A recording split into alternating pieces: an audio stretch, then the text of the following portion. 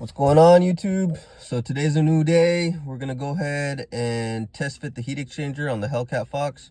We're gonna see how we run the lines, where we mount the supercharger auxiliary pump, and what parts we have to order, and if there are any issues that we have to address. So let's get into it.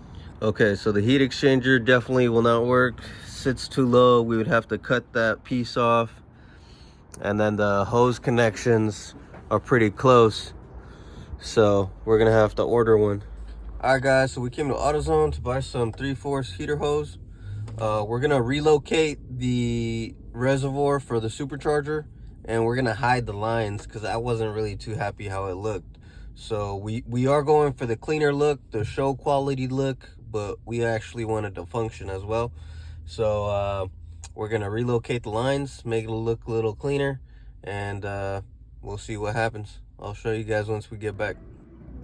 All right, guys, so we have the Earl's crossover pipe, the 3/4 line that we went to go get. We ordered the fittings for the Earl crossover pipe, but this is basically gonna be a rough draft.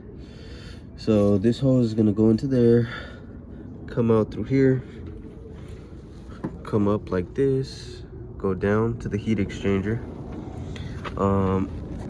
We are going to be using the metal tube that's also going to go something like that,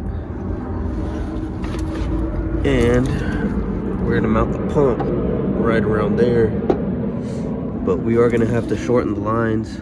We did order a 24 by 11.5 heat exchanger, so that's going to fit a lot better. And I just learned this: if you run 2 of the same hoses, it actually works. You don't have to get custom lines. Obviously, if you want them to look somewhat identical, then yes, but if you don't really care, then you can run 2 of the same lines. That's the line that should go to this one, but I had an extra one, so I was like, you know what, let me just try it out, and it worked out. But just a side note, I think I'm gonna bend this line right around here, and I might be able to put it back on there without having it get twisted. All right, guys, so today we ended up doing some test fitting on the heat exchanger. Sadly, it didn't work, but we ordered one. Worst case scenario, like I said, we ordered the supercharger reservoir, and we ordered the fittings. So we have a few things on the way. Hopefully we get them soon, within a week, 2 weeks. But for right now, some progress is better than no progress.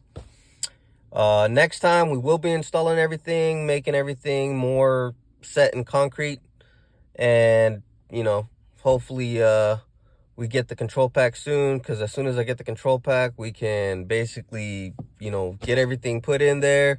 The fuel system on the car is already pretty much set, so I don't really have to worry about it. The only thing that I do have to do is mount the regulator and make the hole for the feed, so it should be pretty easy.